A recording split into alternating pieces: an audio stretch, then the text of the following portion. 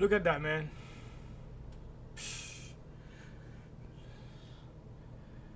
That's crazy. That's why I'm scared to love, man. I'm scared, man. Cause look what happened now. It was in love, man. And then look. See what's going on? Shit, you can see me? My bad. I'm too high for this shit. But anyway, let's talk about it though. You see, they was in love, man, when she missed me, man. That's crazy. I'm scared, man. I'm scared of love, man. Trust me.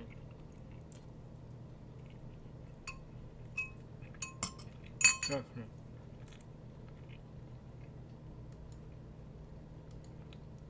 We had a great time on the boat. It was really fun. I had a really good time. Oh my God. What the hell? So these two are once a happy couple. If you don't know who they are, the guy's called DDG. He's a YouTuber, rapper, and he's now a streamer. And the girl's called Halle Bailey. You might recognise her because she was perfectly cast as Ariel in the remake of The Little Mermaid. Now everybody thought everything was all good. They were a happy couple, they were successful, so no one was too surprised when they said they were having a baby.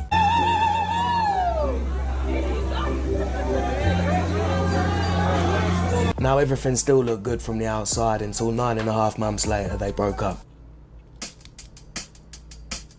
I've announced that me and Halle are split, right? It's life, it happens, right? She's still family, I love her to death, no matter what. Everything's still good, never know what the future holds. Anything else past that statement is nobody else's business. I see people keep creating stories, timelines. No one was wrong in the situation. Nobody came out and said he did this, she did that. No, me and Halle are family, we good. We just taking a little break. Don't know what can happen in the future. And then as we know, what ends up happening a lot of the time as a man when you break up with a woman and you got kids with her, they make it hard for you to see the kids. Every single day or every other day, I'm trying to see them. I'm trying to get them to come over or whatever. I never get them dropped off. I always go pick them up. I live far as shit. So I'm driving hours to go get them, and then I get there and I can't get them. I can't see him. My son is sick right now. I want to see my son. I want to hold my son. The nanny has been able to have my son more than me. Who her is, who she fucking filming movies with, I don't give a fuck. I care about my son. That's all I care about. And when that's taken from me, she know that's the only way I get frustrated. That's the only way she can get under my skin because I don't care what she does. We haven't been together. This might be a curveball to a lot of people, but me and her has not been together for a long time. I don't want to go to court. That's my whole thing. Like, going to court makes everything even more messy than what it is. Then you got to tell the judge real personal info, then folks get real parasocial, get to looking up stuff, get to seeing what's really going on, because I really ain't tell nobody nothing for her. I just said I just want to see my son, that's it. Now there was a lot of people actually defending DDG at this time because a lot of women go on about men not being present in their kid's life, and you got this guy trying to be present but the mum won't let him see him. So a lot of people were just wondering why she wasn't allowing him to see the kid. Until recently, she dropped the fucking bombshell. Halle Bailey has got a restraining order against her ex, DDG. She alleges he was repeatedly violent with her and made her fear for herself and their 1-year-old son, and that there had been multiple acts of physical violence from DDG, whose full name is Darryl Dwayne Granbury Jr., since their split in October. Documents requesting the order say rapper and streamer Granbury has been and continues to be physically, verbally, emotionally and financially abusive towards me, adding, "I am seeking orders to protect myself and our son Halo from his ongoing abuse." She included photos of her tooth and bruises on her arm following an alleged incident in her filing. On Tuesday, a Los Angeles judge ordered Granbury to stay away from Halle and their son until a hearing in June. He was also instructed not to possess any weapons. Now in short, Halle Bailey accused DDG of physical abuse, breaking into her home, sending her a photo from her bed to imply cheating, verbally abusing her, destroying her Ring camera, throwing her phone out of his car, inciting fans against her during live streams, and creating a threatening environment around their son. Now, people were quite shocked to hear this because DDG's not got a history of this. He doesn't really seem like that type of guy. And then people started doing some digging about him, implying that she was cheating, including DJ Academics. That's Brent Faiyaz at some resort. I guess DDG commented and said, who cares? Well, not really comment on the picture, but he was just like, who cares? Halle Bailey posted herself on the same vacation. Okay, feel man. me? And said DDG can't see son because Halle took the son to St. Lucia to be with Brent Faiyaz. This pretty much confirms it. Brent Faiyaz playing stepdad in St. Lucia. Now, DDG hasn't really come out and properly confirmed these rumours, but I wouldn't be surprised if they're true because Academics, as you're going to see in the video, properly confirm these rumours. Who cares? Life continues. But I wouldn't be surprised if they're true because Academics, as you're going to see in the video, predicted quite a few things. One thing I don't like when people do, I don't like when people hate on Halle. I don't care if people think she wrong or not, or if I think she wrong or right. She could be going through something mentally after having a kid that I can't understand as a man. So when situations like this happen, I try to handle it with as much grace as possible because Halo needs her, you know. I need her. We need each other to create a childhood that's safe and fun and memorable for him. And for that reason alone, like, I got unconditional love and respect for her. If she can't paint you as a deadbeat dad, which you're not, she can't paint you as an irresponsible dad, which you're not, she can't paint you as an who ain't working with her in parency, which you are working with her. I'm gonna warn you this because I see you defended her here. The next step is for her to say you were abusive. I want to be very clear. I don't give a fuck if it's Halle Bailey or it was goddamn Mother Teresa. These women they all have a game plan and a script. Trust. So she ends up getting a restraining order against him, and worst of all, he can't see his son. And you can actually see the moment DDG reacts to this because he was on a live stream with Adam Ross. Yeah, I remember that. That's good. Sorry. Fuck all that. Don't even. That can't even be real. Fuck all that, bro. Fuck all that. But that can't even be real. But, That's the thing. But don't even. But you remember we talked about last night? Fuck all that. Let me say something. It's not. No, I'm saying, but I don't know where that even came from. Yo, stop these fake allegations. This is a father. This is a real person. It's a good human being. But I don't. But hey, bro, we on stream, bro. Come on, like I gotta be. Just don't do it, bro. Come here. Don't even make no. All that. That's my real friend. Crazy. We're not gonna do no false shit to ruin this stream. He's a great human being. He does a lot for a lot of people. He's a man. He's a father, and we're gonna respect him. We're gonna love him. Now, normally, whenever these types of situations happen, everyone takes the side of the woman.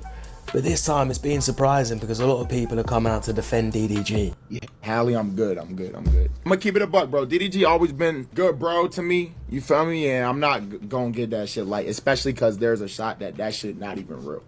Saying I support that gang until there's concrete evidence of somebody doing something. I would not fuel allegations that are not 100% true. Talked about DDG. Look, I make fun of DDG all the time. I think he's stupid. I think he's low IQ, but I don't think he's over here beating on his chick. And if he is, that's some shit. Yeah, he doesn't give good vibes. But he doesn't. Yeah, he doesn't give me woman your vibes, bro. Be honest with y'all.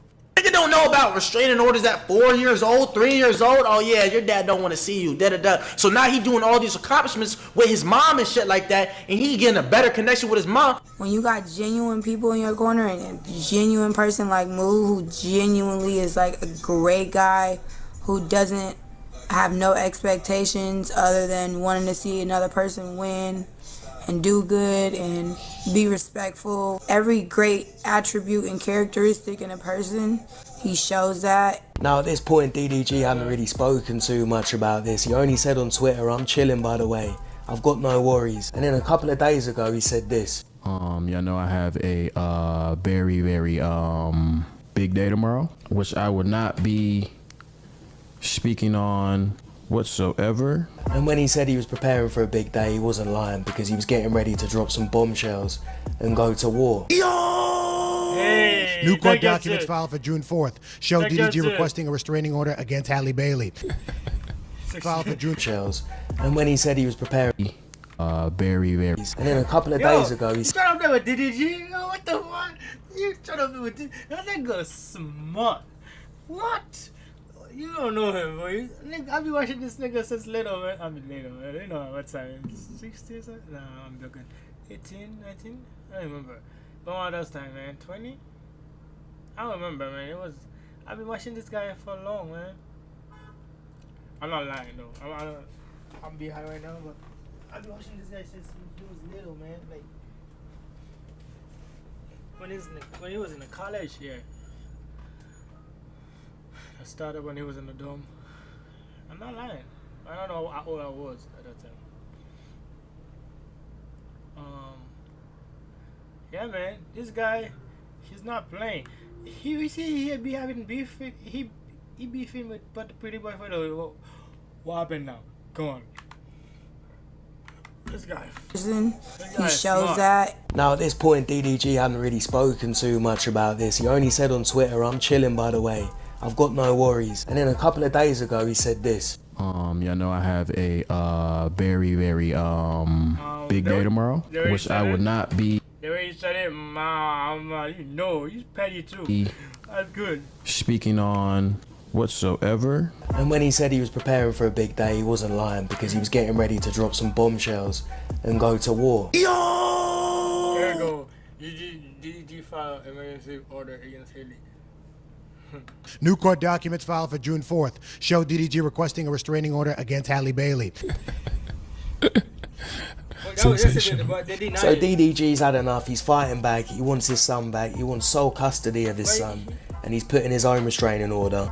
But the thing is, they deny it. The judge. And he's come out of his own bombshells. It's a madness, and I don't blame him, especially when she was trying to take the son out to Italy for 2 months, probably of the guy that she cheated with, allegedly. So let's look at some of these messages that she sent him. She says it's your fault. Cry about it later. Why do you want me to sit on the phone and listen to you yell at me all day?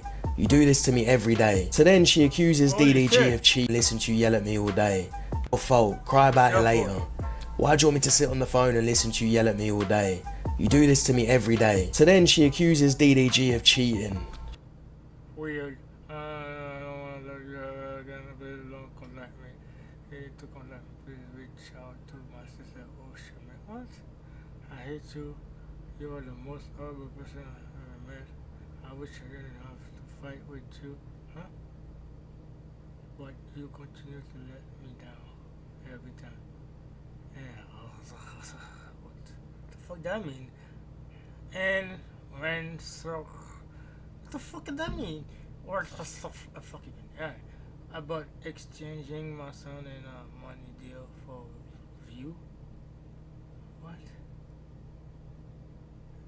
An open flirt of every other woman in the world but me. Ha ha ha. Haley catching the idea of cheating. What? That's not you. You broke up with him. She says, weird. I've had enough. I don't want to talk to you ever again. Please don't contact me. I hate you. You are the most horrible person I've ever met. I wish I didn't have to fight with you, but you continue to let me down every time. And then speak about exchanging my son in a money deal for views. And openly flirt and help every other woman in the world but me. She keeps going absolutely bonkers. And then she says, I just found out you slept with Lala in Mexico. And then she says, I'm gonna tonight. You know what I mean. And then she starts insinuating that she can be.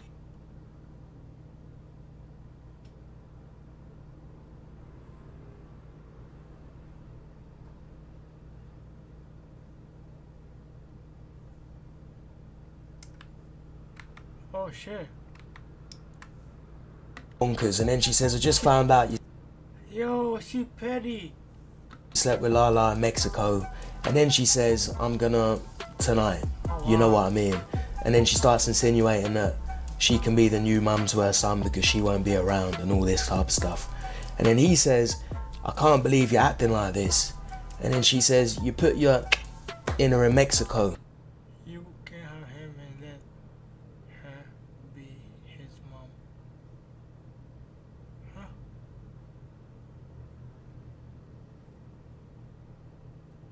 I'm going. Wait, I saw it. Oh shit. Now her talking about doing a She just want attention. madness. She crazy. Look at her smile. Devil. It's Disney, boy.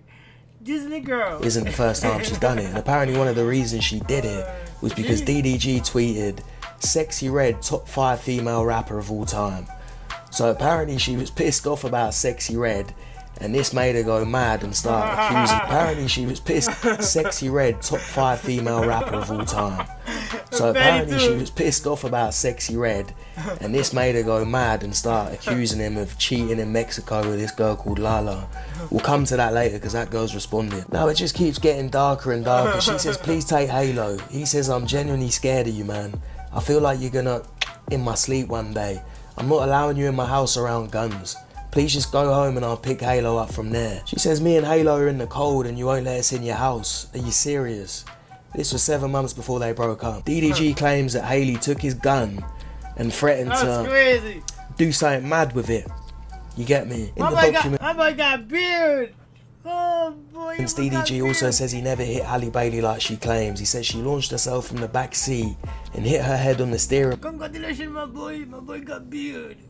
wheel while trying to punch him. He also claims that she threatened to their child when she was pregnant if they didn't reconcile. And in one of the documents that's been released, it shows that Halle Bailey allegedly stabbed DDG in the hand after an argument. DDG also claims that Haley placed air tags on his cars. What the fuck? DDG alleged that during Halle Bailey's pregnancy, he discovered Apple air tags hidden in all 3 of his vehicles, which he believes she used to stalk and monitor him.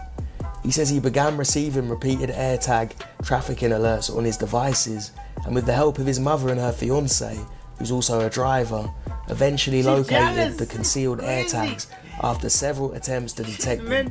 What the fuck? Oh, hell no! Attempts to detect them. That bitch crazy. I read that shit. This bitch nuts, yo. Nuts. Yo, what the hell? This bitch is crazy. What the fuck? Oh, hell no! Like, you know, on your phone, if something's near, like AirPods or something is near, it'll alert you. Dog said he got an alert on his phone for an AirTag. Found that motherfucker in the whip.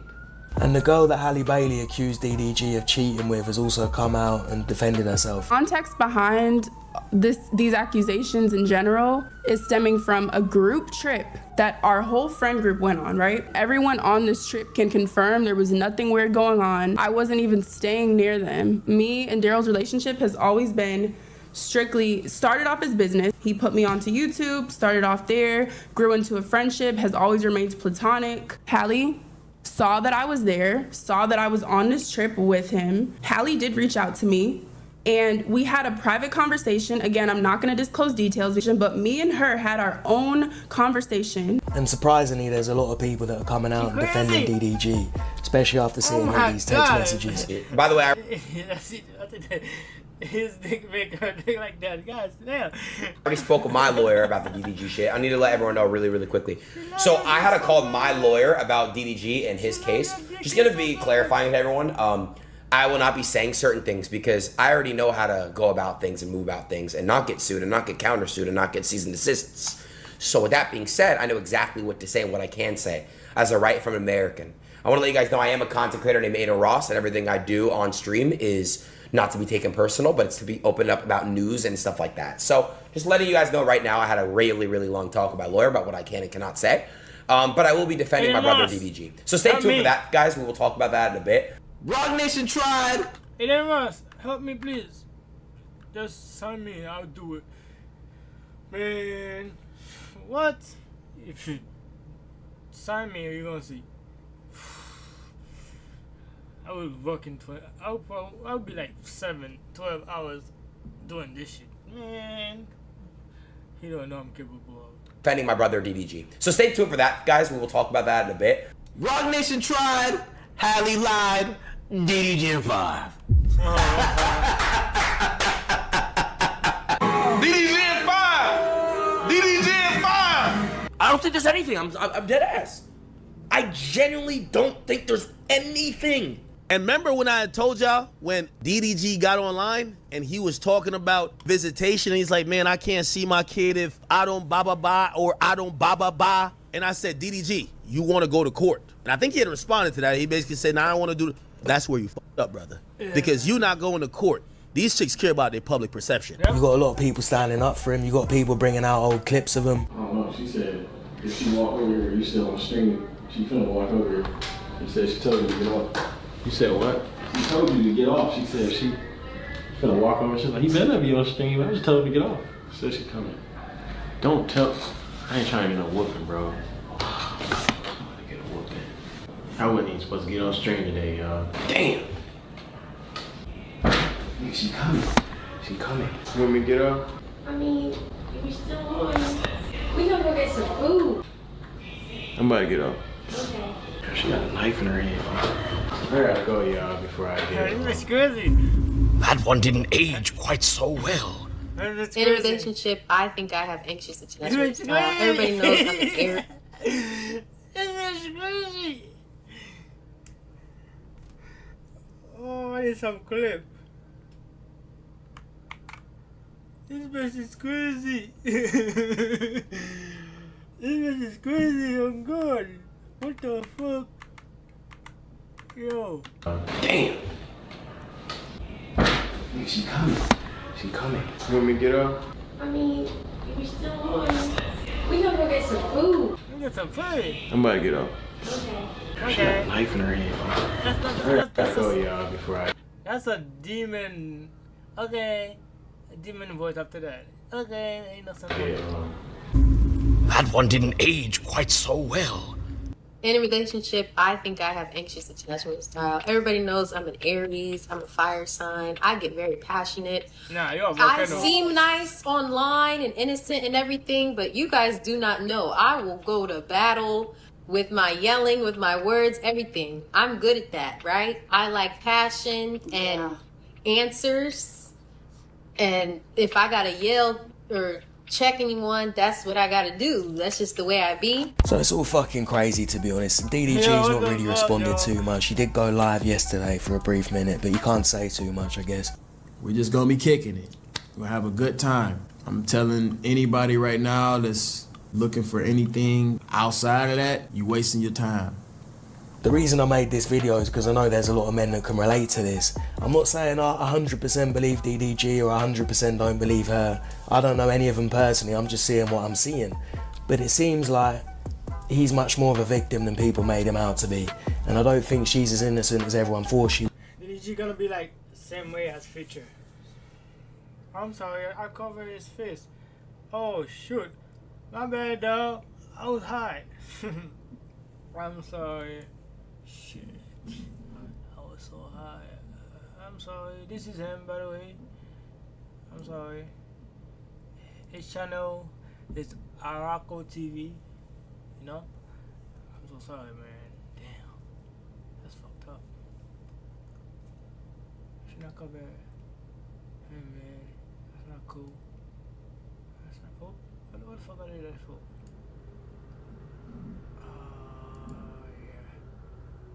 My bad, dog. It's almost finished anyway, man. That's sad. I'm sorry, man. My fault. Don't give me copyright too. Don't give me. But I mainly made this video to show it as a lesson to men that you need to be really careful who you have kids with, man. If you pick the wrong woman, she can make your life fucking hell. Because even if he's... She probably be nice, and then once she surely got pregnant and stuff, and then got a baby with it. She changed. She just changed. Imagine you marry her, man. He's mainly the victim here. It's going to be a lot harder for him to prove that just because he's the man. It's going to be harder for him to see his son just because he's the man. And also, think how fucked up this is for the kid. One day the kid's going to grow up and he's going to see this shit. So I just hope that this can get sorted out in one way or another so the kid can actually have a more or less normal life with two present parents. Now, having said all that, respect to DDG for fighting for his son, because they're always talking about absent fathers, especially absent black fathers. If he don't care about the relationship with her, he don't want to make her life a misery and he just wants his son, I respect that. But we'll see how it plays out, but I'll keep you updated. In the meantime, fellas, stay safe and don't be getting crazy bitches pregnant. Yep. That's a fact.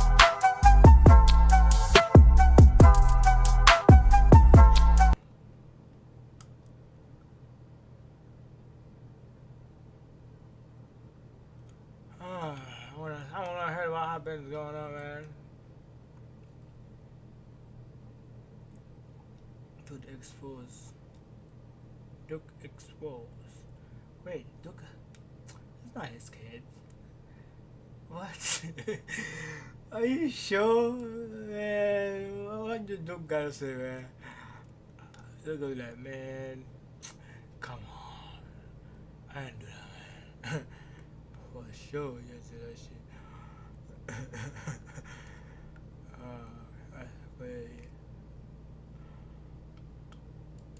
All right, y'all. We about to watch Duke Dennis. The whole situation with Duke Dennis going on with the baby mama. Okay, baby mama drama. I'm so glad I ain't got no baby mama drama. All right, cause man, all these they be going through it. But let's go ahead and first watch what Phantom has to say about it. Okay, he says Phantom says no one in the NBA has a kid except Duke Dennis. What? Okay, let's watch. Duke Davis got a kid. Not that I know of, bro. He's a father. Davis got a kid. I don't be realizing how funny the damn cinematic boom is until I see other streamers use it. Swerve. Shout out to Davis. I didn't know you had a kid. All y'all hiding kids, even Kai. Don't got no kids. Nah, we don't got no gist chat. I ain't gonna lie.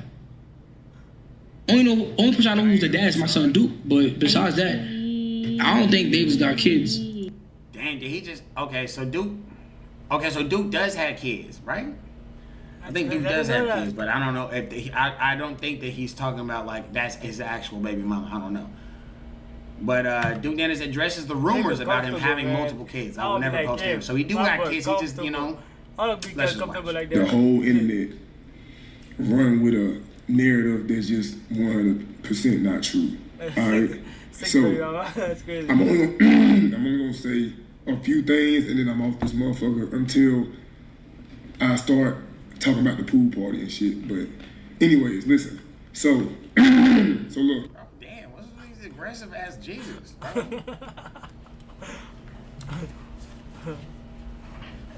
Why you say like that? Nigga said get the other chair, man.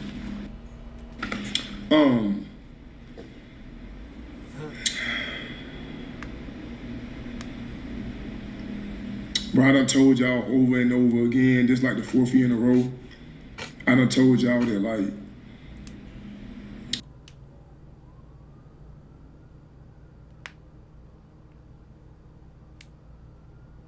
what?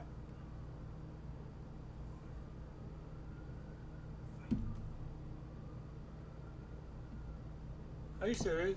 Wait, y'all, like I'm not about to show her. Y'all don't, man, look, if y'all don't been a shit.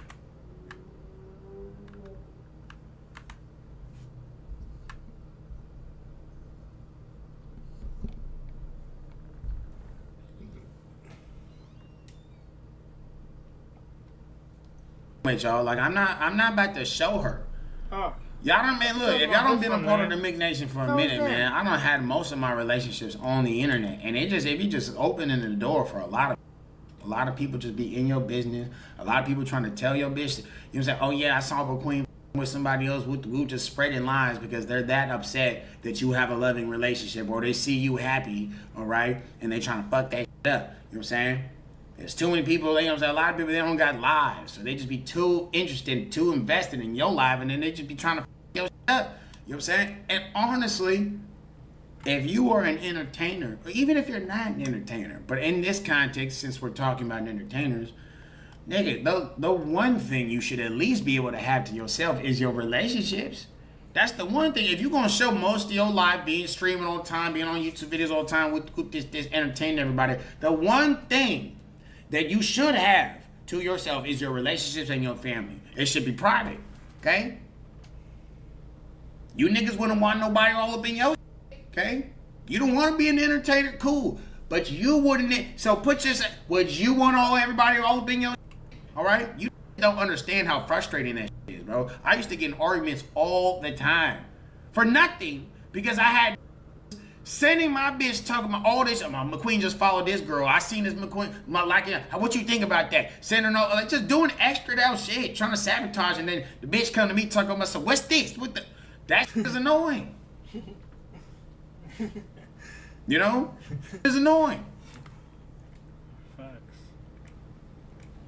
My brother is the only person in my family that I will post. Anybody else, I'm not posting them. So I'm sorry if you feel obligated or entitled. Which be crazy to me. Which be so crazy. How the do you feel entitled to my life? Nigga, I don't know you.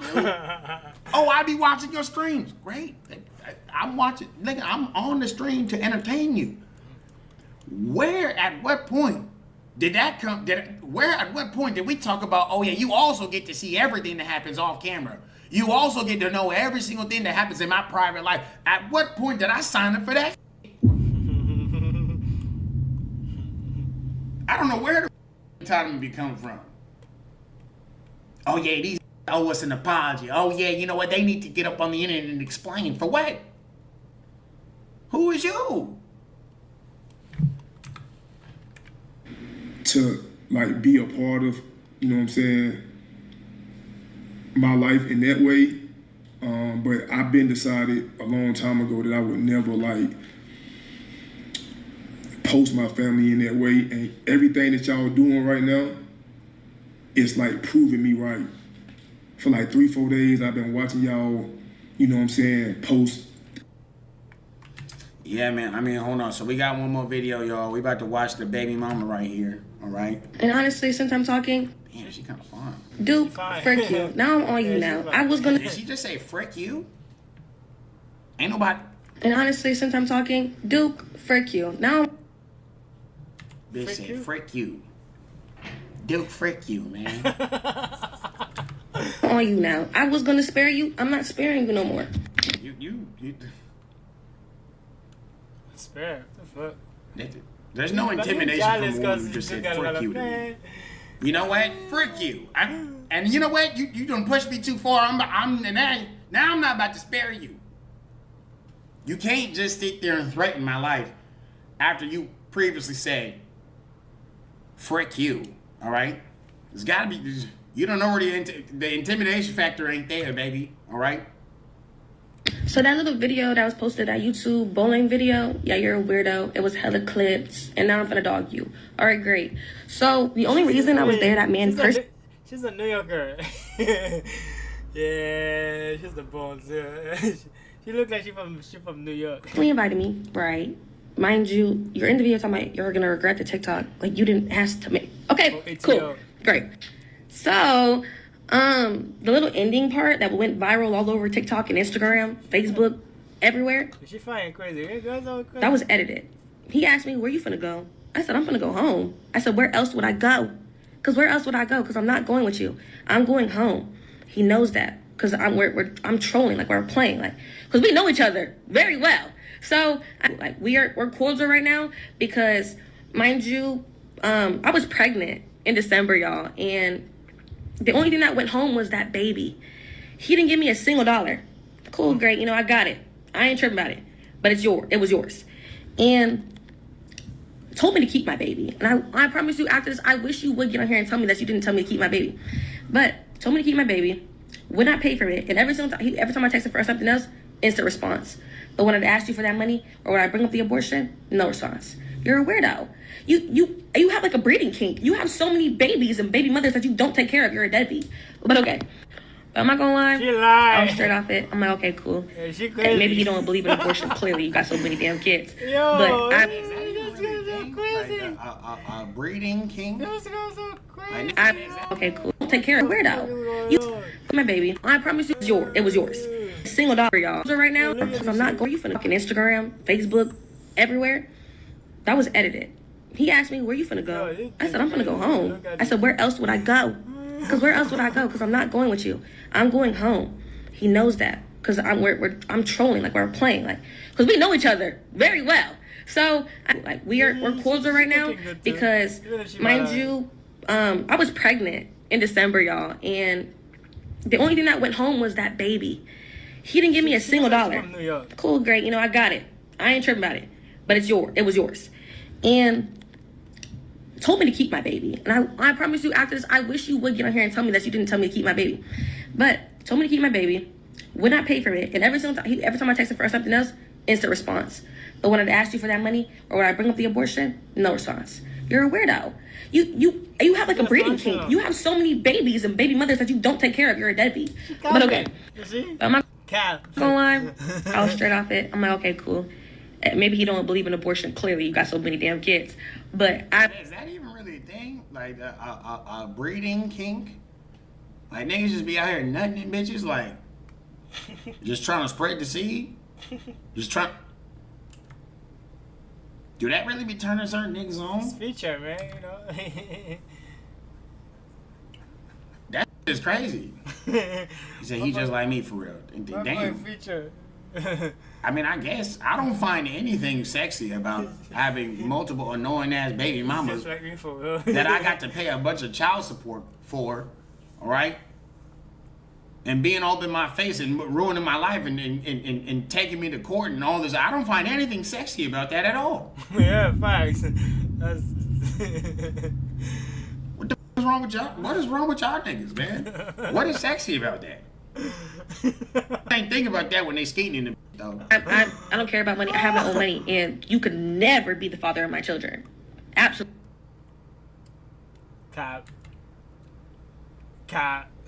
I'm telling you, cap and ground. She about to graduate today. Why? She She said did a cap and ground. that like as if like she's a valuable candidate for a baby She did a cap and ground. mama. I don't It's June, you know? It's graduation time. know why she said that. She said you could never be my baby father. Oh, man. I'm sure most would hate to be your baby father. So why would you even say? You know what? I'm not even finna question it. These women just delusional. The father of my children. Absolutely not. Because all the other BMs standing alone at gender reveals and baby showers could never be me. I'm so sorry. No, absolutely not. But the video, it pissed me off. It really did. Because you tried me. You tried me.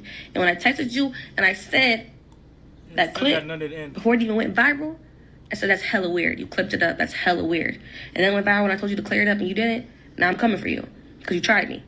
Right. And Laura behold, is it perfect timing? It's perfect timing. And I don't understand why the other ones, well, I mean, I tell them don't count. I'm free. I got saved. I was smart enough because I don't need the money. But anywho. Yes, you do. Not like I was going to get it anyways, y'all. Wouldn't even pay for the damn abortion or my fight there. I had to fight all the way to Ohio. Not who y'all think he is, y'all. He's a freaking liar. He's not celibate. He be freaking on little girls. He's a freaking weirdo. He's a freaking.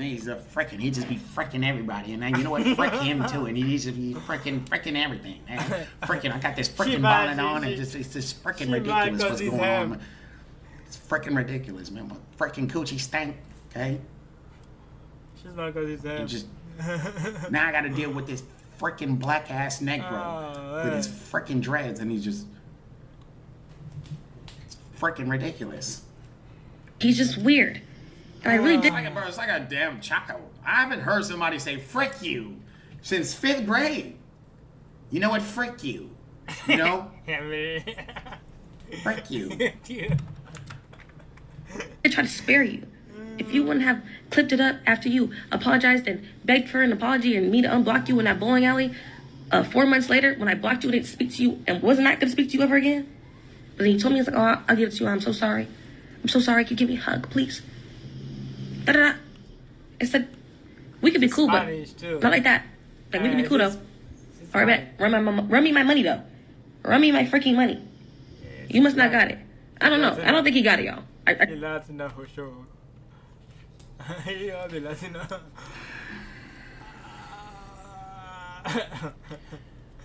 I'm gonna do my absolute best to keep it cool because the pasties are watching. This guy's funny. Oh man, that's crazy. But did she just say Duke Dennis doesn't have any money? How would that be possible? How would that be possible for him to doing everything he's doing, investing in all these crazy ass videos, moving around the way he's moving, all these endorsements, all these brand deals, expensive ass camera? Like, do you see what this drive? Do you see the lifestyle that he living? It's just. I'm gonna do my absolute best to keep it cool. Because the pasties are watching. But did she just say Duke Dennis doesn't have any money? Yeah, she said that. How would that be possible? How would that be possible for him to doing everything he's doing, investing in all these crazy ass videos, moving around the way he's moving, all these endorsements, all these brand deals, expensive ass camera? Like, do you see what this drive? Do you see the lifestyle that he living? You don't know, man. You think that just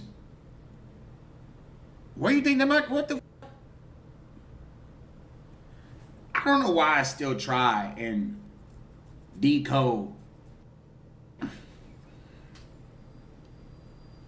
I don't know why I still be trying to decode the remedialness of women, okay? Because it's just, you know, it's a mystery we'll never solve. We'll never get to the bottom of, all right?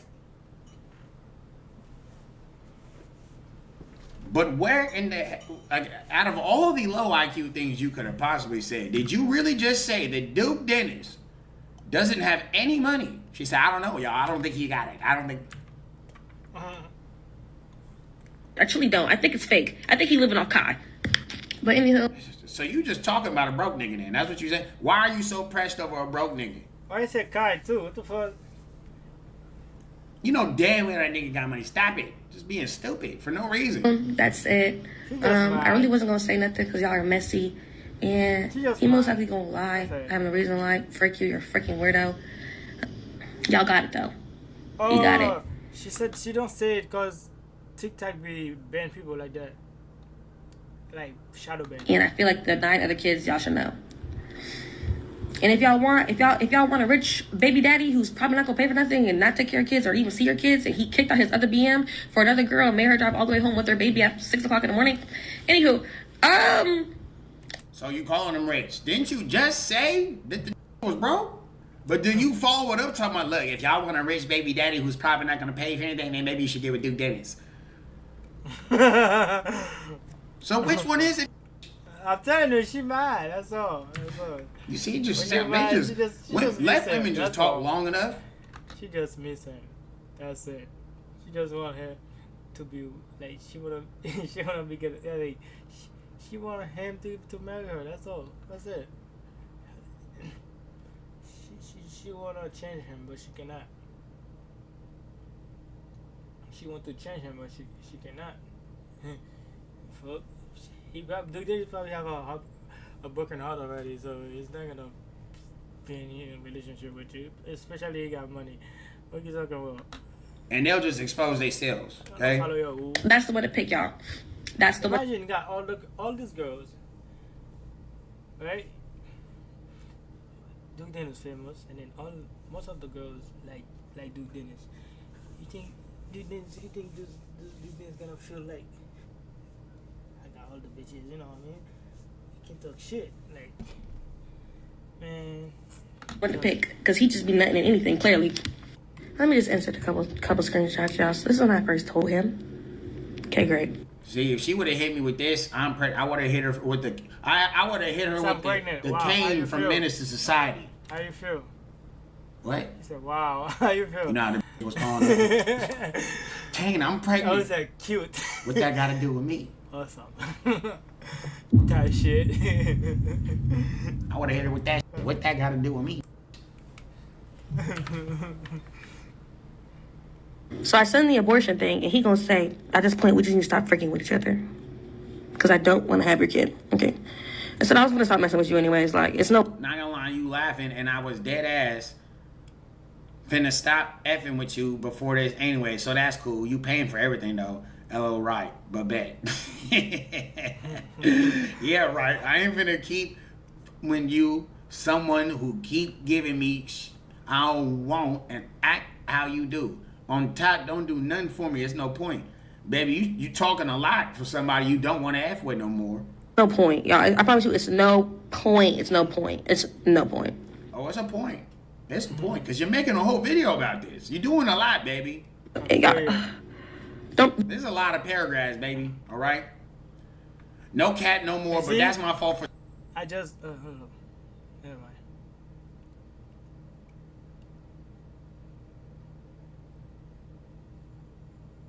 still Yo, effing with you Dennis this long, and I never tight. even said nothing for real about all the weird you do, Right. because You not listen like you with care, life. so it's no point. But just had to say what I wanted to That's say, Big Dennis so that's said so perfectly well. fine. I'll keep you That- up. even the test I got just thought raised. we enjoyed each other's presence, but you right, everything comes to an end at some point. Hey man, Even his test got raised from her again. That's crazy.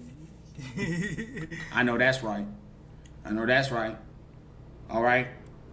Because like I said, I had to cut my bitch off last night. Not last night, 2 nights ago. I had to cut it off. It was a sad departure. But at the end of the day, she's losing. She's losing. I ain't losing shit. Baby, this is a winning. This is winning on this side. If you ask me, you make dumbass decisions in your life. You making. She'll be back. But you know what? I don't want her though. You don't show your true colors. All right? So I feel due Dennis. Hey, sometimes everything good things got to come to an end. All right? Don't piss me off. Please don't piss me off. Please don't piss me off. Whatever, you got it. What's gonna happen if he pisses you off? Are you gonna say frick you? Oh. Don't piss this woman off, y'all. All right? There's a frick you on the horizon. Send my flight. Send me the money. Anyways, then he just started trolling y'all. Like, he did not want to give me the money for this. Like, I don't get it. Like, you literally just freaking had me crisscross a freaking pretzel and nutted to me, but now you don't want to send me the money. I'm just... Oh, yes. Yeah.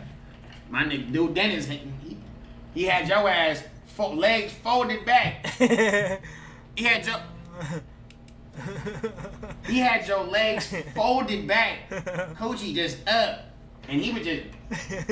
You see how sometimes you gotta get your feet sturdy. He had your folded back and he... sitting in that... Okay? Tearing your ass up to the point where you got to admit it. You got to get up on here and admit how much you was getting clapped. All right? And then you also admitted how he skated in you.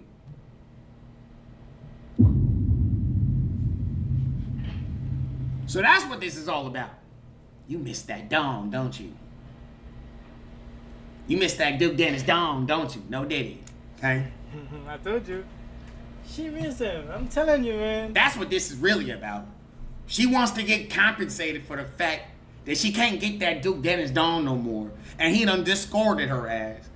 So she wants some type of compensation. Baby, what was you? Was you a working woman? Okay? And then these types of women will get up on the internet and say, oh no, I need a nigga to respect me. Baby, you basically saying that you are too. That's what you're saying. Okay? You say, I'll give her $80 max. I ain't giving that bitch. Okay? Now that's Pam. Just so confused. Like, was never sent. Kept talking, oh, I'll just bring it to you in person. I'll bring it to you in person. What the frick? You don't got Apple Pay, Cash App, Zelle, PayPal? She's so thirsty for this money, baby. I thought you was calling Duke Dennis broke. She want. You sounding real broke right now. You sound real poverty-ish right now. All right? Not at all. So I'm not being the nice baby mama. It's crazy. Nothing. I gave him 4 days. Let's see. I didn't even respond. I'm waiting. I'll say you're joking. I don't know what you got going on. Like, talking about I've been working. You don't do that much. You don't. I know you. You don't. When I went to my procedure, y'all, I sent it. Nothing. I said, yeah, you're a weirdo. Yeah, baby, you hurt. You real hurt. That nigga Duke Dennis didn't give a fuck about that picture.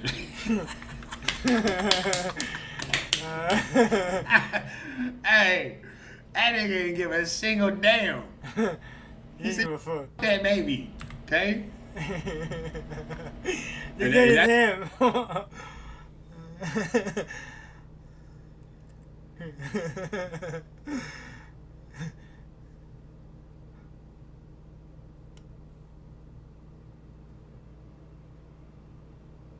That shit got her hot, okay? Why you got him weirdo? Cause you know his fault.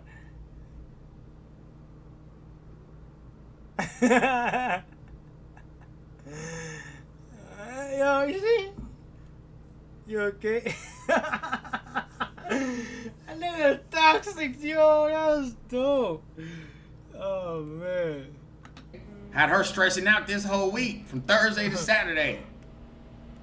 Okay? You don't give a fuck.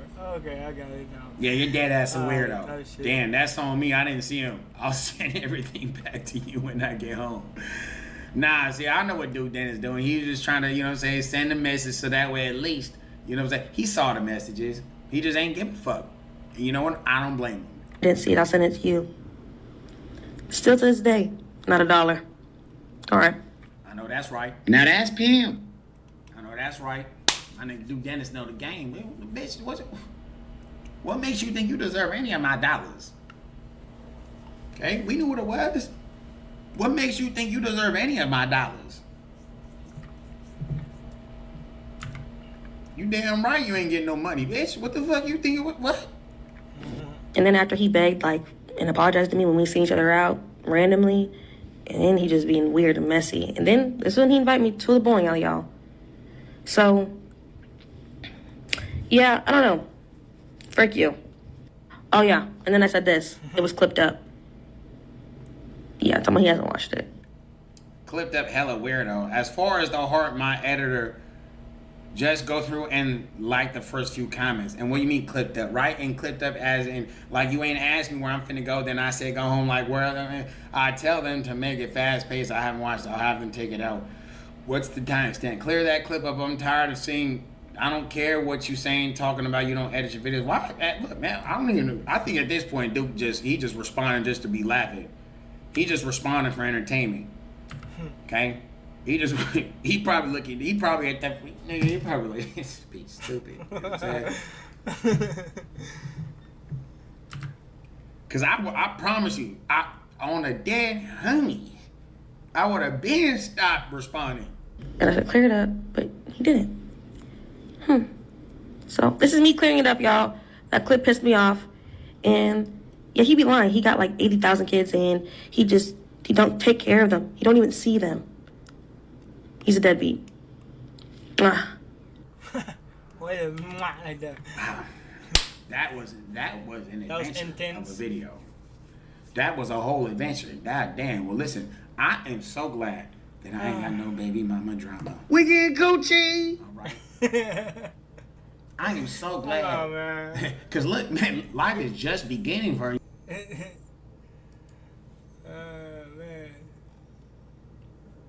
What the fuck going on?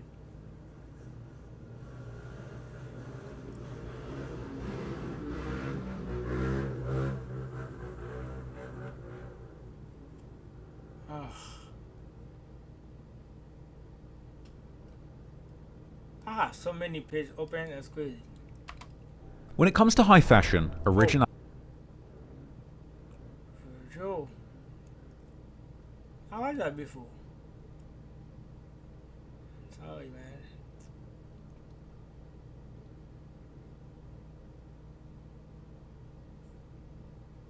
Oh yeah, I wanna watch this for tomorrow.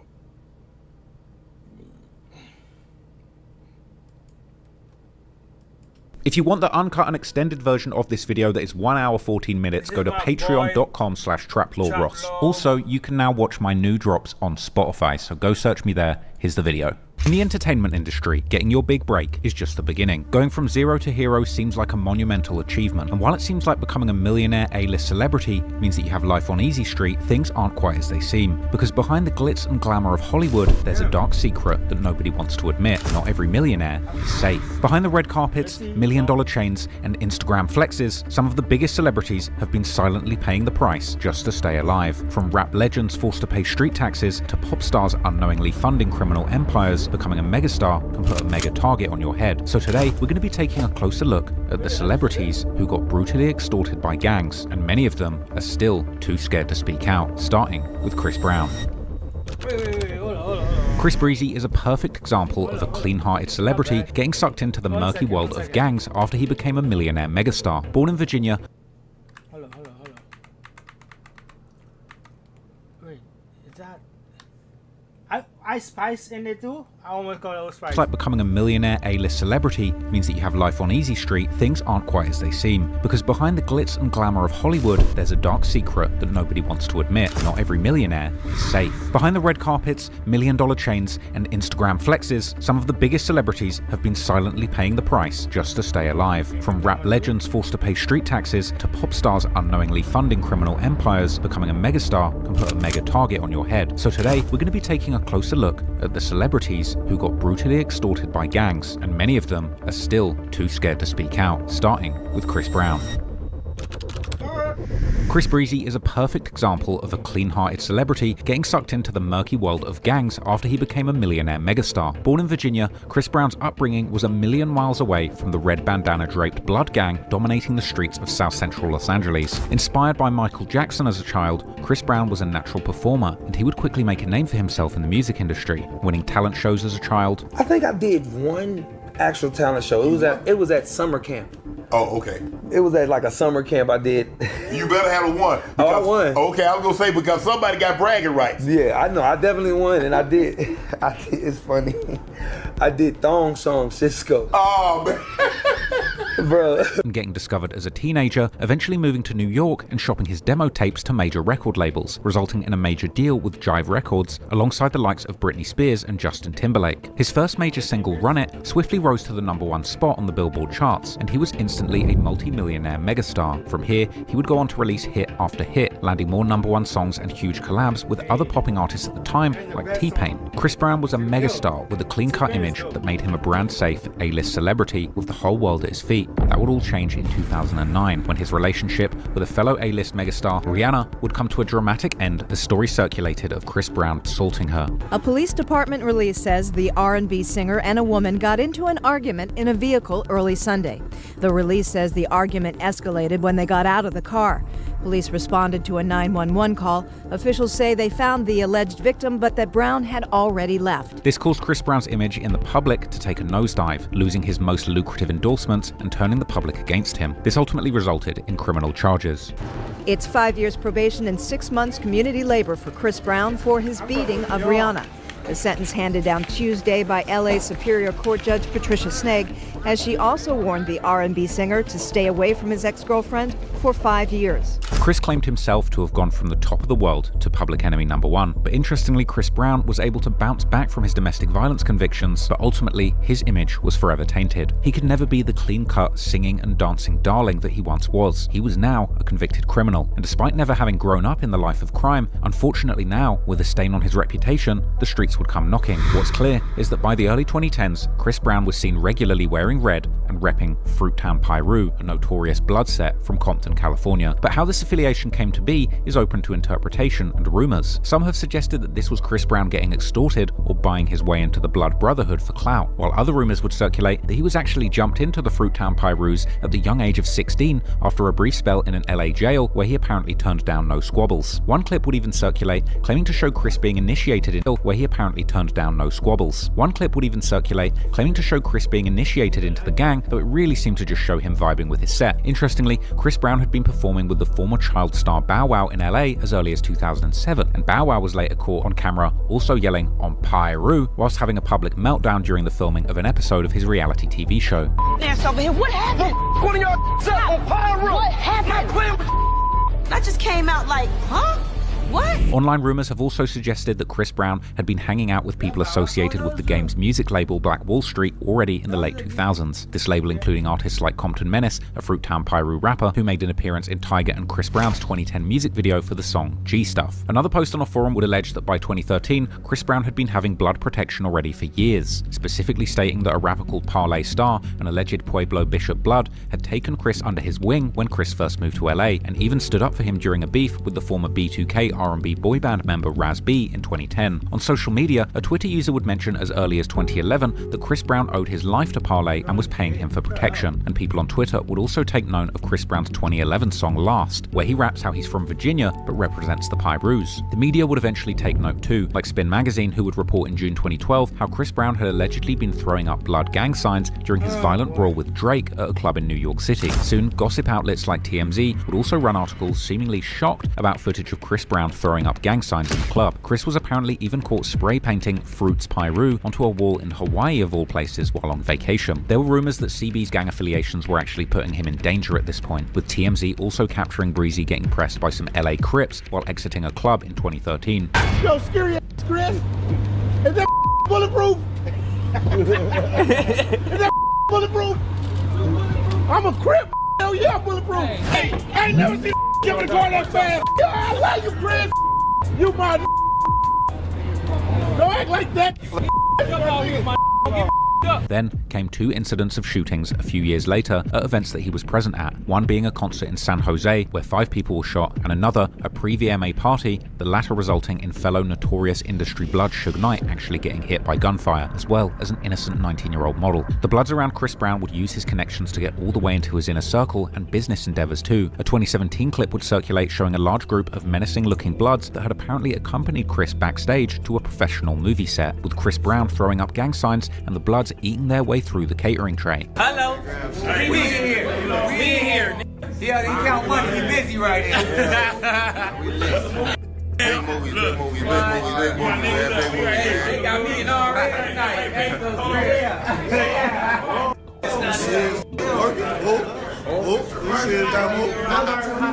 St. Louis was popping. Blood, a whole lot of gangster. I need some bookies on there. Hey, they got the Bockley bit bookies. We up in here, no? Yeah, that way. Yeah, Fruit Town, Athens, you know what I'm saying? Avenue, Pyro, all that. Yeah. While Chris Brown wasn't himself from the streets of LA or a Blood set originally, he was moving like he had true permission, throwing up the set with confidence and seemingly being accepted by the gang. His lyrics kept referencing his new set too, like the 2013 song War For You, where Briss Breezy raps how he stays in these streets, and throws up the hand signs for Westside and the Pyrus. Chris seemingly was also willing to put money up for the street figures in LA, one example being reports that he donated 1,000 pairs of sneakers to Compton kids, but interestingly, it seemed that the gangs on both sides of the LA streets were looking at Chris's bank account too, as he was notably seen also giving 1,000 pairs of shoes out as part of a donation for Rollin 60's Crip Big U's Developing Options nonprofit, with a recently resurfaced clip showing accused extortionist Big U doubling Chris Brown's donation from 500 to 1,000 pairs on camera. Back. If you can go to the club and spend $80,000 on bottles, and you can spend $10,000 to go in the club, but you haven't done nothing to help the neighborhood. You know, this young man just gave out 500 pair of tennis shoes, and he about to give out another 500 pair of tennis shoes. And then the whispers began that Chris Breezy wasn't just repping a newfound brotherhood in the Blood Gang, but perhaps he was paying for the privilege and was being forced to contribute to the streets for his ongoing safety. Charlamagne the God would claim in a Vlad TV interview that Chris Brown was actually being extorted financially for his Blood affiliations.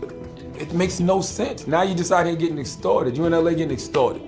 Let's call it what it is. Like, a lot of these guys are just out in LA getting extorted. That's it. You're really paying for protection when you could just pay for protection the legal way. You shouldn't be allowed to wear it. If I was the Bloods, if I was the Crips, if I was the Fruit Town Pyrus or whatever. Which are Bloods? Fruit Bloods. If I was them, I'd be upset. However, conversely, respected Pyru, Wack 100, would also sit down for a Vlad TV interview, claiming that after 10 years of affiliation, Chris Brown at this point was truly a respected Fruit Town Pyru native. Chris is from Virginia, and it seems like this thing came as an adult after he was already a multimillionaire. Am I right? Definitely. Chris Brown has been about 10 years of him been standing on. I'm from Fruit Town Pyru. Well, he's not from Fruit Town Pyru. Oh, he's from Fruit Town Pyru. Has done the things that he needed to do from what I'm seeing and understanding, you know, to get his respect. Some people on Reddit would suggest that Chris couldn't possibly be a real Fruit Town Pyru due to his friendship with fellow Blood rapper YG, who represents the Treetop Pyrus, a big rival of the set, as the two had collaborated on the song Rodeo in 2020, with many commenting that this collab between two people claiming enemy gangs is proof that Chris isn't really living and dying by these affiliations. The war between the Treetops and Fruit Towns is incredibly deadly, as was explained in a Hood War Stories documentary on the topic. This episode I'll be discussing the war between the Treetop Pyrus and the Fruit Town Pyrus. There have been some rift developing between Pyru sets in Compton, mostly over women and drugs, but it was quickly squashed. This particular dispute between the Treetop Pyrus and the neighborhood Pyrus was different. It wasn't resolved, and things began to escalate. Furthermore, one vlog on Street TV actually claimed to show Fruit Town Pyru members on their block denying Chris Brown's membership after both him and Soulja Boy claimed to be Bloods.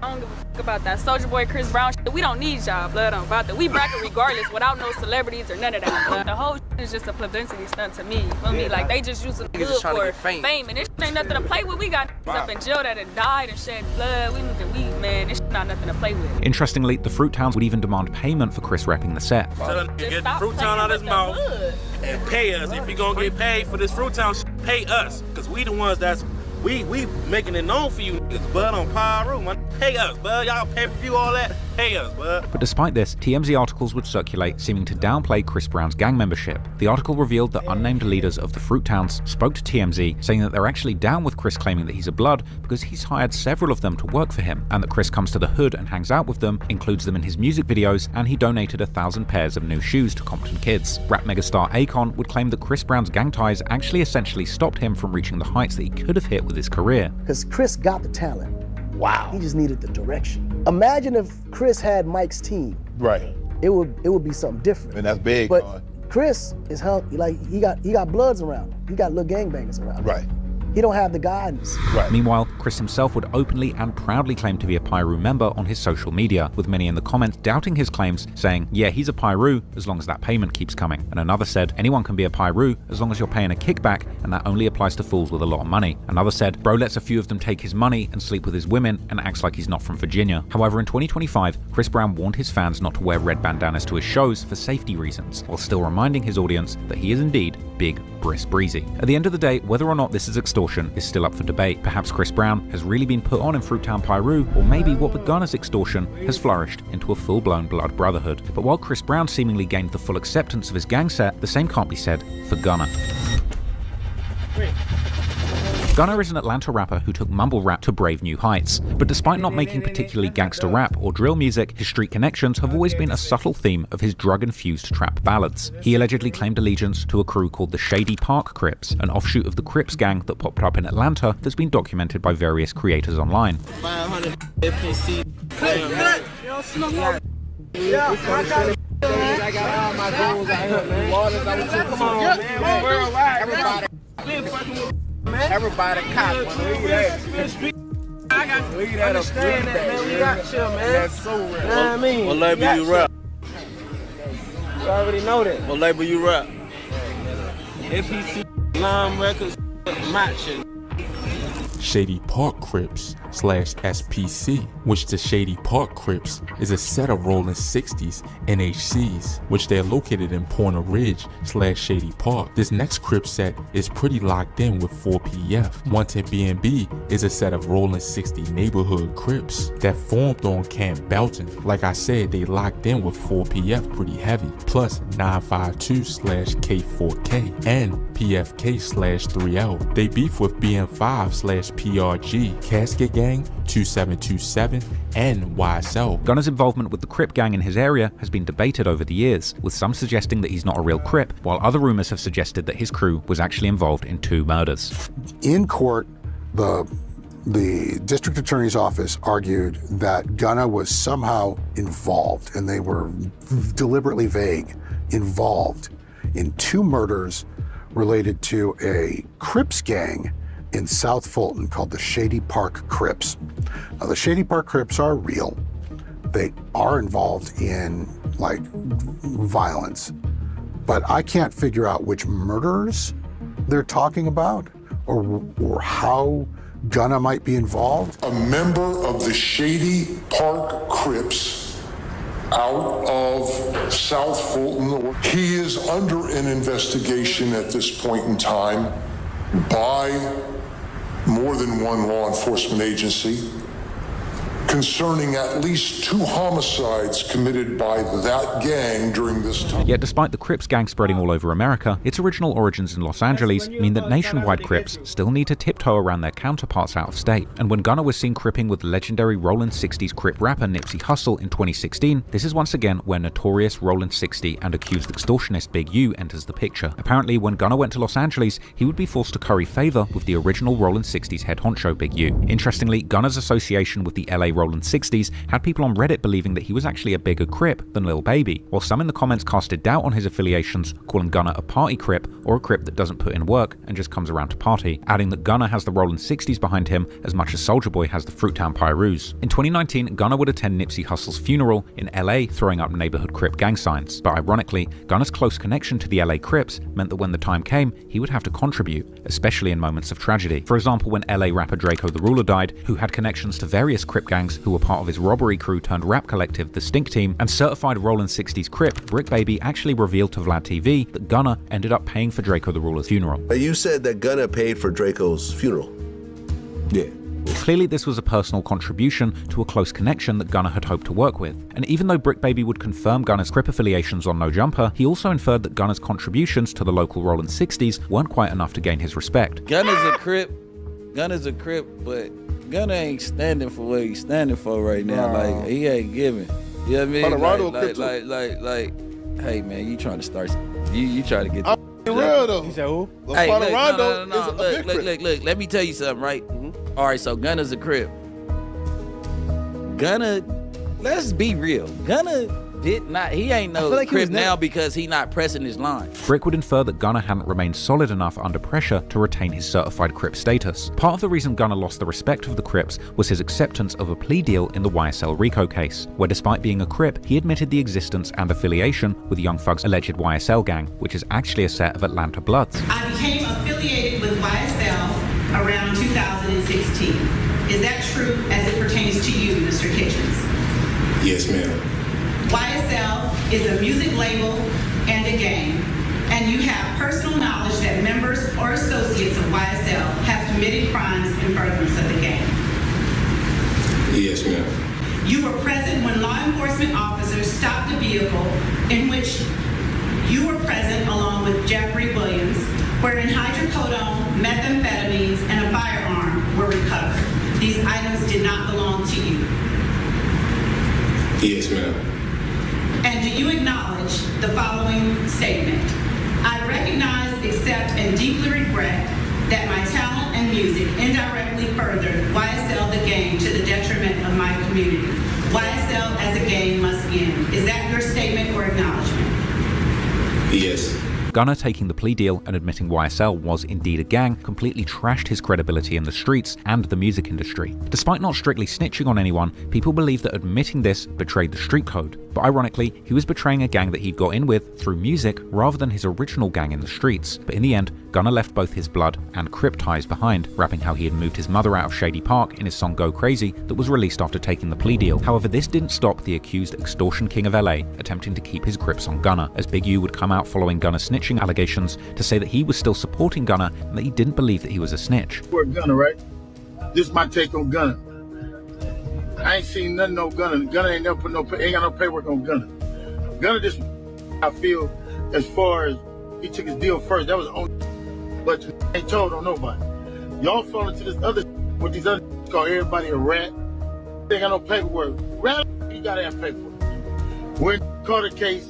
And they did. Big U would publicly promote Gunna's LA comeback shows after his release, with fans on Reddit surprised that the biggest Crip in LA was throwing their support behind an accused snitch. Gunna would publicly boast about having the support of LA Rollin 60s in the face of everyone calling him a snitch on his song Rodeo Drive, admitting that he gets threats from other gangs in LA, but he doesn't care because the Lokes, or the Crips, have his back. And in another line in the song, Gunna even seemed to admit to giving out money and guns in exchange for the gang's support, rapping how he gave out bands and bought bangers or guns so the real ones know he's really funding the gang members. Another picture posted publicly would show Gunna with the Rollin 60s, particularly Big U, and it was clear that Gunna was expected to show up and contribute to Big U's charitable organization, Developing Options, which included the Crenshaw Rams youth football team, with many commenting that this was straight up extortion. One comment said plainly, the set got paid and he got protection. That's why you see him showing love to the kids' football team, but that protection comes with conditions. Clearly Gunna would need all the protection he could get, because Christopher Lovejoy, aka 600, would actually claim that Gunna came very close to being attacked by gang members while in LA. 600 claimed that when Gunna was at Crenshaw High School with Big U, Rollin 60s gang members tried to run up on him, and Big U had to protect him and even told people around to call the police. Gunna was up at Crenshaw. Like what? Bro, yes ma'am, to my high school, right? They like, yeah, he was up there with Big U. Yeah? They say, but guess what though? Slid up there. trying to get at him. They said Big U was harboring it. Then, mind you, these niggas like, all them 6 old the police, cuz. Them harboring, cuz, bro. They say Big U told his people to call the police. And told, nah, man, this up here for the kids. You know, and told to call the police. Perhaps this was an example of Big U protecting Gunna, or perhaps, since we know Big U had a habit of robbing people of their stuff and giving it back. So basically it's like, cuz he'll be like, he'll manipulate things. Like, we'll go and do something, and as soon as we do it to, show up to the house like 10 minutes later when we trying to, you know, counting everything, right? And we be like, how the f they get the, oh, well, we're gonna just give them like $40,000 back and stuff like that. It wouldn't be unthinkable that maybe Big U arranged for Gunna to get pressed and then saved Gunna to make it seem like he had his back. However, many on the internet have struggled to take Big U's support for Gunna seriously and inferred that perhaps this show of support from the streets indeed came with a price. One post from Gunna dissing people for switching sides and calling to free Young Thug and Yak Gotti was met with a fire emoji response from Big U showing public support, with others joking in a comment about this post that Big U was only showing support to keep getting his monthly allowance from Gunna. Others said that Gunna is bringing money and opportunities to the Rolling 60s, so they have to support him regardless of the allegations. Another person made a crazy comment pointing out that it was hypocritical of Big U to hate on Wack 100 for supporting confirmed snitch Tekashi 6ix9ine, but then turning around and supporting Gunna, even predicting a Big U RICO 2 years before it happened, saying that Big U is attaching himself to Gunna for optics because he knew a RICO was coming, with some even going as far as to call him Big U-turn because of this. Whatever the reasons, it's still up for debate, but if Gunna was a case of a real gangster turned alleged snitch when things got too deep, nobody faked their gang ties and ended up in deeper trouble than 6ix9ine. So this is the part of the video where I was going to break down the entire story of 6ix9ine getting kidnapped and extorted by the 9 Trey Bloods, but I've done that story to death in many other videos on this channel, so we're going to skip over this. If you want to see that story, head on over to patreon.com/TraplawRoss where you can watch the uncut version of this video. But for now, on to the next. Justin Bieber was at one point one of the most polished and clean-cut stars in the pop music world. The singing sensation was discovered at age 13 by talent manager and marketing executive Scooter Braun, who together with pop and R&B sensation Usher ended up signing a young Justin to their RBMG Records. Bieber would be a star from the very beginning. His first EP, My World in 2009, would go on to break records, becoming the first debut project to have all 7 songs charting on the Billboard 100. And that was just the beginning, because the following year his song Baby would become a global mega hit, getting him 2 Grammy nominations and 4 AMA trophies, whilst the music video took over YouTube by getting over 1 billion views and becoming the most watched video on the platform. But eventually, at the pinnacle of stardom, he began to go slightly off the rails, and living in Hollywood with an enormous bank account made him easy food for the city's most vicious gangs. One video circulated claiming to show Justin with Selena Gomez in a rough bodega in Hollywood, being cornered by MS-13 gang members and eventually being forced to take off running in the alleyway. Fans up? I don't want you to do that. Huh? Alright. Hey, I got Justin Bieber here at the Swami though. Right here in my hood, homie. MS gang. Nice seeing you, bro. Have a good one. I just saw Bieber. I just seen Bieber. Leave it to Bieber. That's crazy. That's crazy. Hey, that's Justin Bieber. Yeah, Justin Bieber. Yes. Yeah, you guys want to see Justin Bieber? Come over here to Santa Monica and Western. Bieber's just having some Bieber. Yes. Hello, that's Justin Bieber. That's Justin Bieber for you guys. He's in Hollywood. The worst part of it too.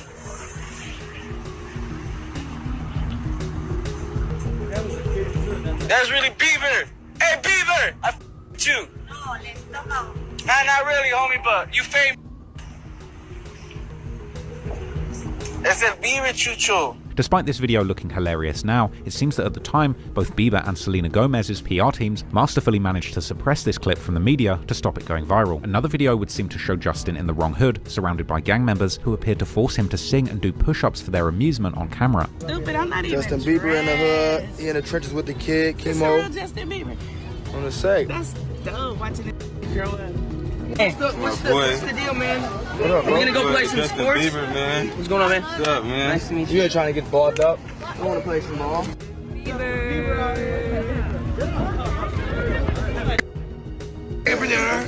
Right here, man. Justin Bieber in the hood, cuz. White boy. Seen that. Holding back the faces I would make. I'm a fan and you're the rock star, making it hard on me. Visualize a monster, cause you're too bad for me. Shot that arrow, I'm hit. Need you right near me. I try to maintain, so don't mind if I turn away. Yeah. Okay. My 26. I'll shoot 7, my little homie. 8. It's my man. You push it like everybody else. I'll shoot on at the 12. Push it on them 15, 16, 17, 18, 19, 20, 21. Okay, show off. Justin Bieber. All right. Claims would later circulate on the California gang subreddit that Justin's car had actually broken down in the Imperial Court's hood, with the gang in the area being the PJ Watts Crips, who were the ones who allegedly made him do push-ups in the street, with a video of Bieber, together with an alleged PJ Watts Crip OG circulating on Reddit. Funnily enough, some Redditors actually seem to respect Justin for appearing to keep his cool in the hood and kicking it with the set. One commenter said how he appreciated Biebs not going Hollywood and actually deciding to kick it with the gang, while another commenter accepted his certification as a Crip, calling him Justin Sieber. However, some denied this sentiment and claimed that because he's a rich white boy, he was never really in any danger. Others suggested that in reality, Justin was just doing what he had to survive, suggesting that he really did look scared and anxious to be singing for the gang members. Other Reddit users would push against the entire narrative of the car breaking down, arguing that he was actually there in the hood on purpose. And while those assumptions would actually be true, as this all turned out to be part of Bieber's community outreach work that he was doing on behalf of his church. This including the singing and the push-ups, which was seemingly Bieber's way of winning the audience onto his side. And this actually worked, as it seemed he was fully accepted by the locals, with him even going to the community rec center to continue programming with local kids and playing soccer and basketball.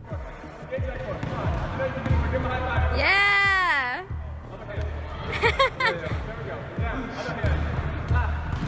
Let's go. Let's go. Let's go.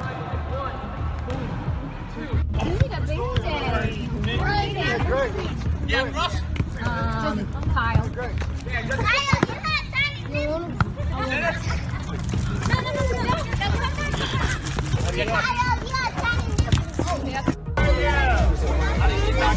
Hi, Justin.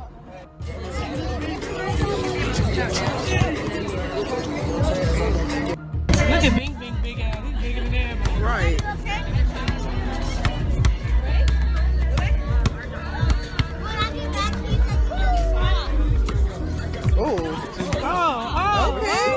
Okay.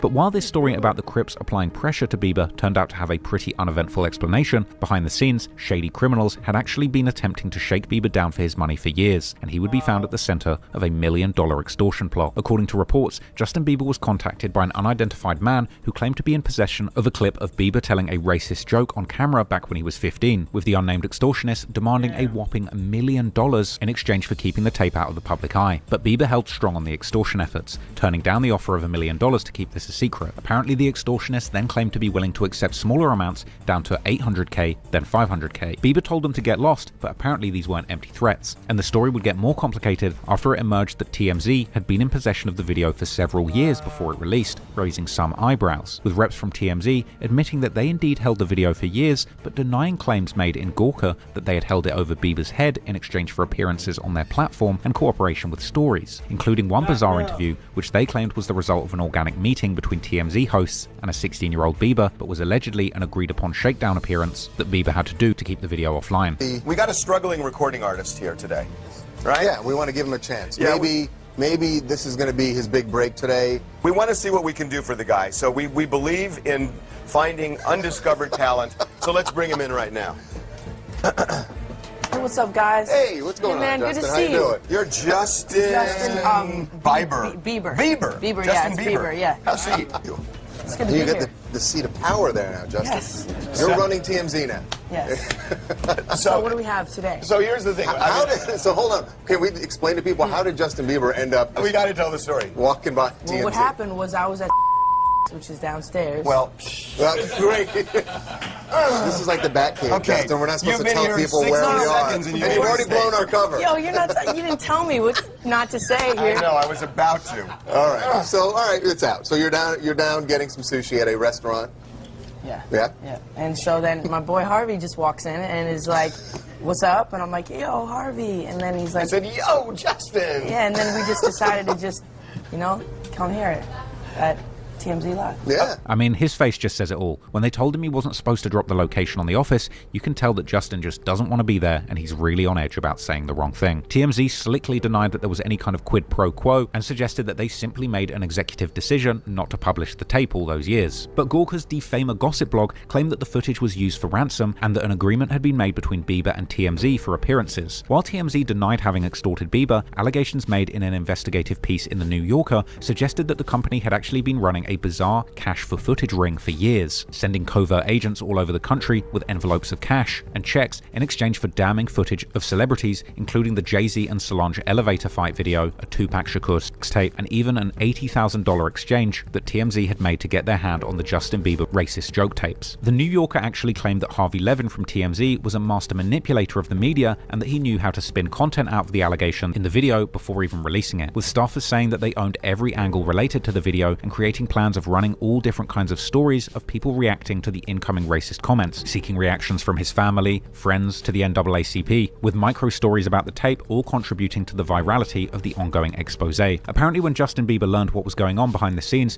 he had a full-on meltdown and confessed to his team that the video was indeed real and that he thought he deleted it from a laptop that was later stolen. Justin's manager, Scooter Braun, even pleaded with Harvey Levin from TMZ not to post the video, initially being told savagely that they were going ahead with the release and that he'd need a statement from Scooter by the morning. But apparently overnight, Levin couldn't sleep and had a change of heart, promising not to post the video the next morning. And when Bieber's mentor Usher found out about the tape, a furious Usher allegedly sat Bieber in a room and played him racist videos to drive home just how hurtful these words could be. But regardless of TMZ's role in whipping up a frenzy, within a week of the anonymous extortion attempt, the two compromising videos did end up surfacing on TMZ, one of which depicted Bieber saying the N-word. One less lonely. One less lonely. There's gonna be one less. If I kill you, I'll be part of the KKK. And another video which depicted Bieber telling multiple racist jokes about black people. In the brief clip, Justin Bieber can be heard telling a joke, and the punchline is a racial insult. Father's Day. What's his mean? That's just straight. Why are black people afraid of chainsaws? Don't even say it. Don't. Despite the savage extortion attempt and public humiliation, in the end, after it leaked, Bieber owned up to the content of the videos, apologizing publicly and saying as a teenager he didn't realize the power of these words. Ultimately, whether Justin Bieber's run-ins with gangs were accidental or planned, there's one celebrity who seemed to have intentionally rubbed shoulders with gangs, eventually growing so tired of their drama that it actually forced him to flee the city of LA. And that person is basketball star Shaquille O'Neal. What?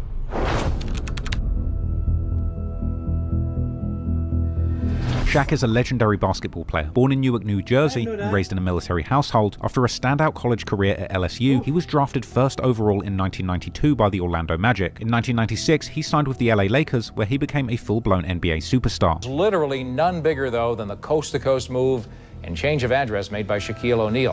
And CNN's Brent Weber has the story about what it took to land him. In every way, Shaquille O'Neal was the biggest free agent acquisition in NBA history.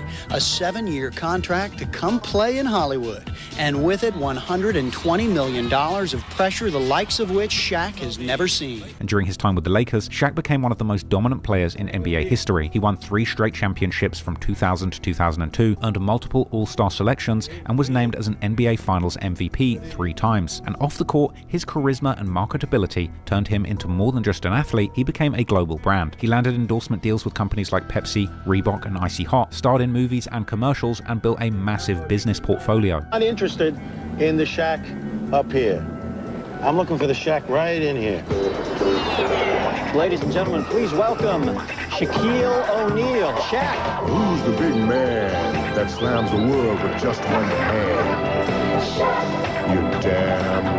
At his peak, Shaq wasn't just an NBA superstar, he was one of the most recognizable faces in the world, and he still is to this day considered an A-list celebrity despite retiring in 2011. He reportedly earned $286 million during his playing career, and today has a net worth rumored to be as much as $500 million. Unfortunately, his enormous riches made Shaq a huge target of gangs operating in Los Angeles. When the criminal complaint about accused Rolling 60s leader Big U dropped in 2025, there were bombshell allegations about Big U having extensively extorted celebrities and NBA players, with one particular allegation that he was also embezzling donations made to his charity Developing Options from former NBA MVPs. It was rumored that Shaquille O'Neal was one of these people, but things would apparently go much, much deeper, as not only was Big U soliciting donations from Shaq, but also calling in favors, with Shaq actually appearing on Big U's short-lived and unwisely titled Checkin' In podcast. Shaq played it incredibly cool through this interview, but it was clear that he knew Big U's street reputation. Big U would actually explain Shaq donating money to his organization in the interview, strategically pausing and making sure that he watched his words as he spoke, with Shaq saying that he felt he needed to do this to fit in with LA street politics. People in the comments claimed that Shaq must have had guns pointed at him off camera during this interview, and others came back to watch the video after finding out the details from the indictment, saying that watching this now is crazy work after hearing that Big U was attempting to extort Shaq. Another suggested that Shaq might have been used to directly fund the criminal enterprise. However, Shaq's Big U connection was allegedly only the tip of the iceberg when it came to being pressured by LA's gangs. One story circulated that Shaq had actually had a serious problem with the LA Crip gangs. During a time when he was making music in the 2000s, Shaq had seemingly made ties to LA gang, the Main Street Mafia Crips, and he would even seemingly shout them out and their affiliates in his 2006 track Can't Stop the Rain. A video on the War in Cali channel on YouTube broke down the whole story, suggesting that after robbery attempts, Shaq aligned himself with the Main Street Crips for protection. Shaq would be involved with some heavy gang members and ended up making some connections in the LA streets, some being with South Central gang members from the Main Street Crips. The Main Street Crips were a gang known for being involved in all aspects of bringing in money, from being big-time drug dealers, owning businesses, and being involved in the entertainment industry. Shaq would build a connection with several Main Street Crips as they offered protection for him being in LA, as he was previously robbed before. However, Shaq would end up getting into a beef with a Main Street Crip affiliate called Stutterbox over money, an incident covered in detail by YouTuber Kip Kame, who explained that Shaq had met Robert Ross, aka Stutterbox, at a party, and that Stutterbox had helped Shaq find new artists for a commission. Enter Robert Ross, aka Stutterbox, due to his penchant for stuttering when he gets nervous or excited. He met Shaquille O'Neal at a party in LA in around 2003, and they became good friends. Stutterbox happened to know a lot of people around the music scene in LA. Shaq's new label, looking for new artists, commissioned Stutterbox to go and find new people for him, and he followed through, plus interest it seems. Stutterbox discovered and brought Ray J to Shaq's record label and promised royalties, but Shaq's label partner only paid him a $20,000 finder's fee. 2007, Ross formed a relationship with his neighbor Ray J, and was able to bring him onto Shaq and Mark Stevens' label, with the help of Death Row affiliate Cash Jones, aka Wack 100. Robert Ross and Mark Stevens agreed that Ross would make a percentage of royalties based off of whatever music that Ray J and the label put out together. But when they met in New York a few weeks later to finalize the deal, Mark Stevens' label put out his agreed through affiliate Cash Jones, able to bring him onto Shaq and Mark Stevens' label, with the help of Death Row affiliate Cash Jones, aka Wack 100. Robert Ross and Mark Stevens agreed that Ross would make a percentage of royalties based off of whatever music that Ray J and the label put out together. But when they met in New York a few weeks later to finalize the deal, Mark Stevens balked. He gave Ross a $20,000 finder's fee and refused to pay him any royalties. Then, Stutterbox advised Ray J not to miss out on the opportunity and sign the deal. Ray J's project topped the Billboard charts, made a lot of money, and Stutterbox tried to get the money he felt he was owed from Shaq. So Stutterbox tells Ray J sign the deal, and I get my money out of these guys, how I get my money out of them. The project ended up being a commercial success, topping the charts of Billboard Hip Hop and R&B. The main single was Sexy Can I, which actually had Shaq in the background of the music video. Is it true that Shaq invested in your music career? Yeah, he gave us, I think, $1.5 million for Sexy Can I. Wow. Money Mark, Wack 100, we had another partner, and then Shaq. And we recouped the number back for Shaq in, I don't know, 5 months, 6 months, and everything else has been profitable since. All the while, Stutterbox was still trying to get his money back. After weeks of constantly requesting money from Mark and Shaq, there was no budging from either guy. Stutterbox would then allegedly come up with a plan to shake down Shaq and his label partner. Robert Ross come up with a conspiracy to blackmail and extort Shaquille O'Neal and Mark Stevens for the money that Robert Ross felt he was owed for putting together the Ray J deal. The plan involved an alleged recording of Shaq caught on security camera cheating on his wife at one of Stutterbox's parties. Further complicating the situation, Shaq would hire a private investigator to follow his wife, only to discover that Stutterbox was sleeping with her. Now, Stutterbox alleged that Shaq, fearful of his tape becoming public and jealous of Stutterbox's affair with his wife, got help from other Main Street Mafia Crips, who forcibly kidnapped him and drove him to the house of a Main Street Mafia Crip shot caller called Del Dog, where they demanded tape beat him, and robbed him. When interviewed by police, Shaq denied any involvement, telling police that even if there had been a tape, he wouldn't care about it being made public since he and his wife were getting divorced. Shaq then told the police that he met Main Street Crip gang members during a toy donation but didn't have a personal relationship with them, a statement that he would later contradict on Big U's podcast in 2021. Shaq would say that he severed ties with Stutterbox a year before due to his criminal history. While investigators did obtain phone records showcasing a flurry of calls between Shaq's label partners and Main Street Crip shot caller Del Dog's phone, in the end, the case against Shaq was dismissed and he was able to walk away from the streets of LA, while the Main Street Mafia Crip shot caller that allegedly assisted with the kidnapping Del Dog would be shot and killed during an argument in 2015. Reggie Wright actually claimed during one interview that these gang-related incidents and others actually ended up running Shaq out of Los Angeles. If they would have been found guilty, they was eventually going to go after Shaq. And so that's why Shaq. Then, let's say, got robbed before out there. He was just tired of LA. However, not every celebrity gets themselves extorted, as some have grown to be exactly the kind of gangsters and bullies as the ones that are trying to take advantage of them. And perhaps no one is a better example of this than the rapper/business mogul 50 Cent.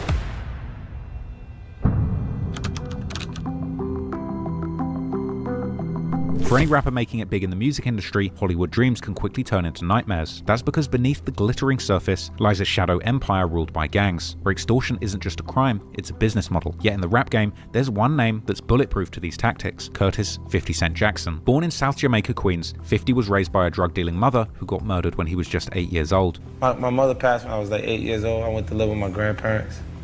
And she had me when she was 15, so, you know, back then it wasn't as common as the young girls have children at 15, a little more now than they did then. So at that point, she started hustling to be able to provide for me at that point. And she got killed when I was like 8 years old. So when you say hustling, she was involved with what? She was... Yeah, selling drugs. Selling drugs? Yeah. Okay, and she was killed as a result of that? Yeah. By 12, he was hustling crack, dodging cops, and learning the rules of the streets. And so how old were you when you got involved in selling drugs yourself? Around 12. 12 years old. Well, when I got to high school, my first year, I got arrested at school. And how old is that? Because I'm not sure. High school was about 17, 16? Yeah, 16. Okay. To 50, this wasn't a rap persona, it was his life. And just after breaking into the rap scene with his 1999 track How to Rob, where 50 fantasized about robbing the era's biggest rappers and singers, the following year, 50 took 9 bullets at point-blank range, including one to the face, his facial wound resulting in a swollen tongue, the loss of a wisdom tooth, and a slightly slurred voice. This wasn't just a random act of violence. According to people like ex-NYPD detective Bill Courtney, this was a hit orchestrated by forces that had connections to Ja Rule, as the shooting allegedly occurred after 50's people robbed Ja Rule for a watch, resulting in a fight between 50 and Ja. 50 Cent drops Ghetto Quran. And then at one point, 50 Cent and Ja Rule get into it. Now, from what I understand, and I've talked to a few people about this, one of 50 Cent's people ends up robbing Ja Rule for a watch. And 50 kind of got thrown into that situation because of his affiliation with it. Right. So a fist fight happens. And, you know, depending on who you talk to, you get a slightly different story. You know, allegedly 50 punched Ja, but then Ja said he punched 50. Who knows? Right. Who knows? But there was some sort of altercation, and... Ah, man, I'm going to sleep. 50 Cent's not guilty. That's my dog. I'm out, man. I feel sleepy. I'm gonna go to sleep. It's 3 p.m. It's 4 p.m. I'm about to sleep. Because I woke up early this morning to do some stuff. Yeah, I feel sleepy, man. Peace out.